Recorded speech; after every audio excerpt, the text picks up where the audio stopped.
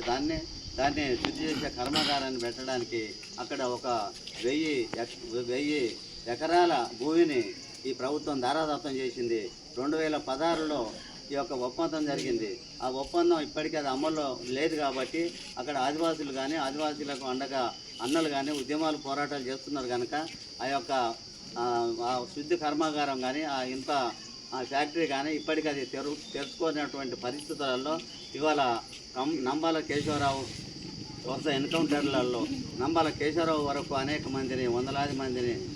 మంది ఆదివాసీలను చంపి ఇక మనదే రాజ్యం, ఇక మనకు ఎదురు లేదు, ఆ ఒప్పందాన్ని కొనసాగించుకోండి అని చెప్పి మోడీ ఇచ్చినటువంటి పిలుపులో భాగంగానే మళ్ళీ తిరిగి దాన్ని పునరుద్ధరించుకొని ఇవాళ 2047 వరకు ఆ యొక్క ఒప్పందాన్ని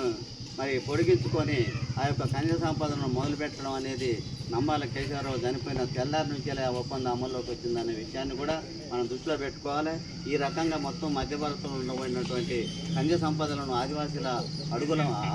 కింద ఉన్న సంపద ఏదైతే ఉందో దాన్ని దోచుకోవడానికి